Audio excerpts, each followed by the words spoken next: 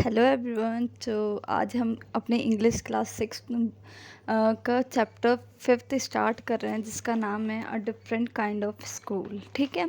तो इसमें क्या होता है, जो हमारे नरेटर है ना, वो मिस बीम की स्कूल जाते हैं विज़िट करने, क्योंकि उनकी एजुकेशन सिस्टम है ना बहुत डिफरेंट होती है बाकियों से। इसलिए वो उनका स्कूल विज़िट करने जाते हैं। तो वो जब जाते हैं ना, तो वो देखते हैं 12 साल की जो लड़की होती है वो क्या कहते हैं, अंधी होती है। उन्होंने आँखों पे पट्टी बांध रखी होती है, और किसी एक छोटा बच्चा जो कि उससे 4 साल यंगर है, वो उसे सहारा दे रहा होता है। ठीक है। तो वो और नरेटर को लगता है कि वो बच्ची उससे, छोटे बच्चे से, उसके बारे में, नरेटर के बारे में पूछ रही है कि कौन आया। ठीक है। उसके बाद जो होता है, नरेटर ने जो एक्सपेक्ट कर रखा होता है मिस बीम के लिए, वो वैसे ही होती है, मिडल एज की होती है। उनके उनके पास बहुत से अधिकार होते हैं। ठीक है। काइंड हार्टेड होती है, अंडरस्टैंडिंग पर्सन होती है। ठीक है।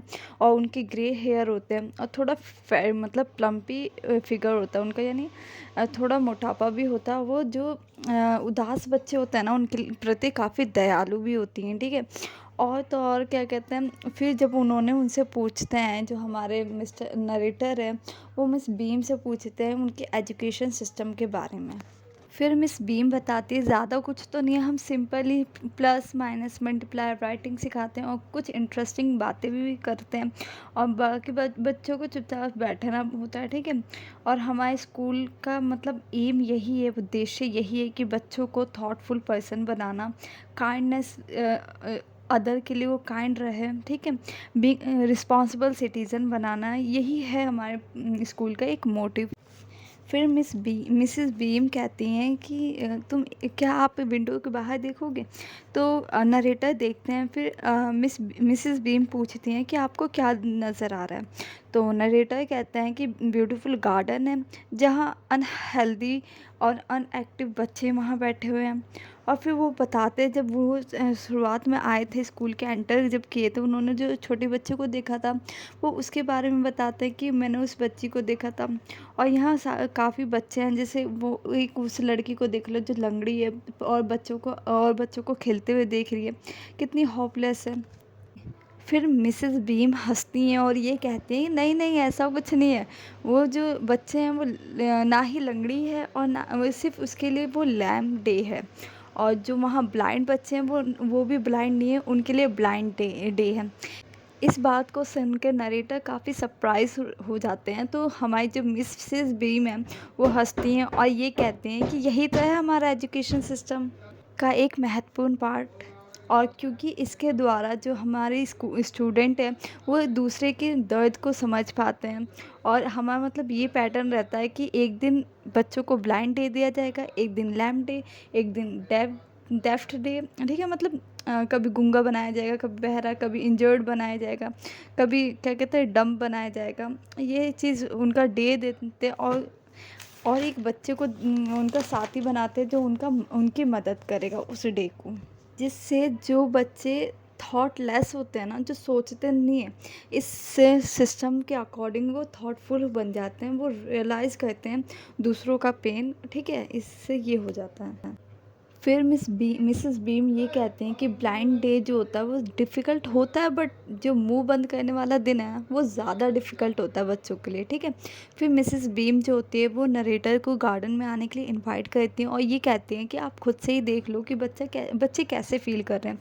तो जो फिर मिसेस बीम है, वो एक अंधी लड़की को बुलाती हैं, और ये कहते हैं कि देखो, तुमसे कोई मिलने आया है। ठीक है। और फिर वहीं उनसे उन्हें आपस में छोड़ के फिर वो चली जाती हैं। फिर नरेटर उस बच्ची से पूछता है, क्या कभी तुमने ये पट्टी खोल के झांका है? तो बच्ची कहती है, नहीं नहीं नहीं, ये चीटिंग होगी।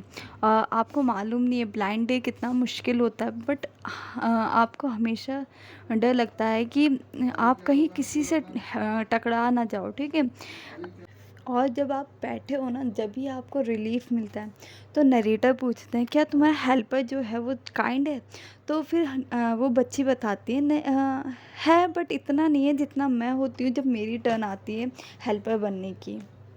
फिर नरेटर उन बच्ची से पूछते हैं, क्या तुम्हें मैं लीड करूँ? तो बच्ची कहती है, हाँ हाँ, क्यों नहीं। फिर हमारे नरेटर जो होते हैं उस बच्चे को लीड करते हैं और फिर बच्ची कहती हैं कि आपको मालूम है जो जब मेरे पैर बैसाखी से बंधे होते हैं तो वो वह दिन मेरे लिए ज़्यादा आसान होता है उसके मुताबिक जब मेरे हाथ बंधे होते हैं, क्योंकि मुझे जब मेरे हाथ बंधे होते हैं तब मुझे किसी और की मदद लेनी पड़ती है। फिर वह पूछती हैं हम कहाँ पर हैं, तो नरेटर कहते हैं कि हम प्लेग्राउंड में। और मिसेस बीम जो हैं वो एक लंबी लड़की के साथ अप एंड डाउन वॉक कर रही हैं, ठीक है।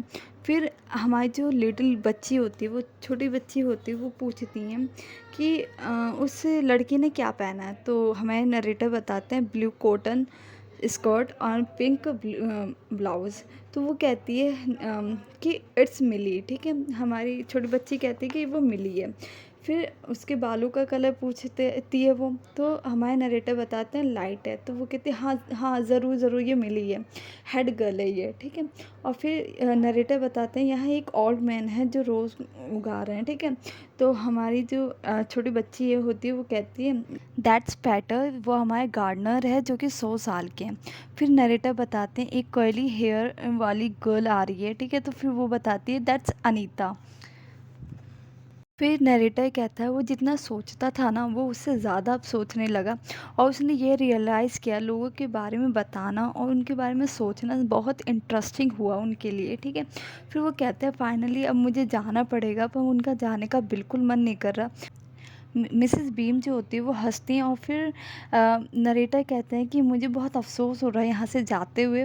तो मिसेस बीम काफ़ी प्राउडली और मतलब गर्व के साथ कहती हैं कि हमारा एजुकेशन सिस्टम बहुत ख़ास और अनोखा है।